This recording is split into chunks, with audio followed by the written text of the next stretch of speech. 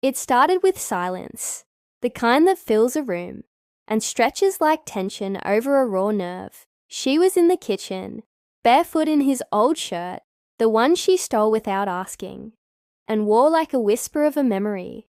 I stood in the doorway watching, her back move with each breath, and something inside me slipped out of place, something I could never put back.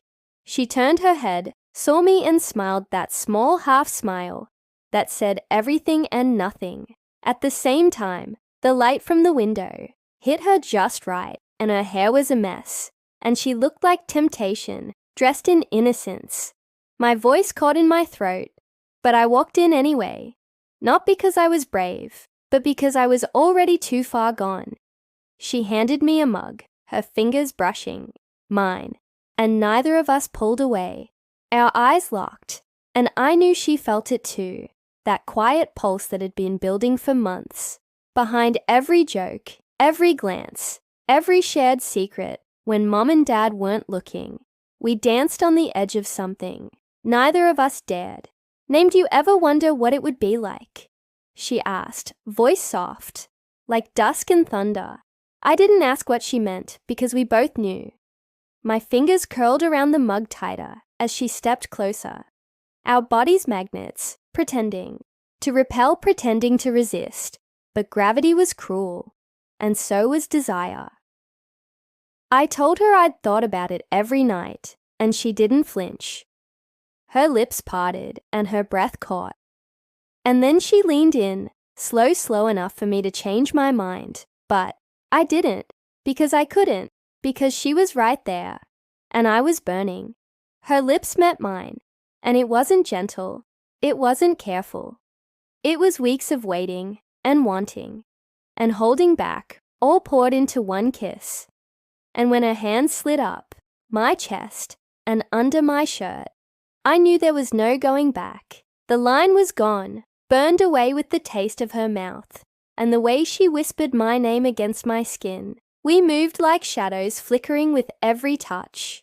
Every gasp, her fingers in my hair, my hands gripping her hips, as if letting go would break the world. We were wrapped in each other.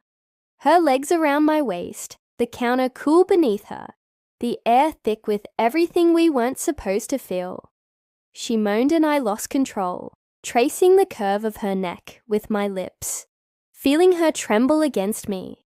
And when she whispered, "Don't stop," it was a plea, a promise, a fire lit in the dark. And I didn't stop, not when her shirt slipped off, not when she arched into me, not when we became a tangle of limbs and heat and secrets. It was wrong, and it was right, and it was ours. Ours alone, our secret one, unforgettable night. The sunlight crawled across the sheets like a slow confession, wrapping around our tangled bodies and bare skin. I opened my eyes, and she was already watching me, her fingers tracing idle patterns along my chest, and her breath still warm against my skin. The room smelled like us, like heat and sweat, and everything we could never say out loud. Neither of us spoke at first, the silence thick and intimate. Not awkward, just full of meaning, the kind you can't put into words. She smiled that soft, sleepy smile that made me forget everything else. The world, the rules, the wrongness of it all. I reached for her, pulled her close again, because even though the night had ended, the feeling hadn't. "You okay?" I asked, my voice low, unsure. Her eyes met mine, and she nodded, pressing a kiss to my jaw, her body curling into mine like she belonged there, like she always had. "I never wanted it to stop," she whispered, "and I didn't either.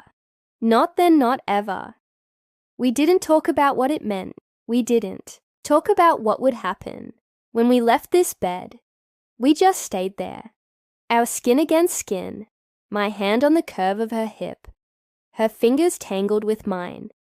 Eventually hunger pulled us from the sheets, and she wrapped herself in the same shirt from last night. It hung off her shoulder and clung to her like a memory. I watched her move through the kitchen like nothing had changed, but everything had. She poured coffee. I leaned in, kissed the back of her neck, and she leaned into me with a soft sigh that set my nerves on fire all over again. She turned to face me, eyes glowing like she knew she had me, and she did. I couldn't deny it, not after last night. Not after the way her body had answered every touch, every kiss, every breath. We sat at the table, the tension shifting into something quieter. Not gone, just simmering beneath the surface. Every look, every graze of skin, electric. And when our parents called to say they'd be home in an hour, the world snapped back into place. She stood, slowly, her expression unreadable, and I reached for her, not knowing what to say, but she kissed me again, deep and slow, like a promise. "I'll see you later," she said, walking away like she hadn't just destroyed every wall I'd ever built.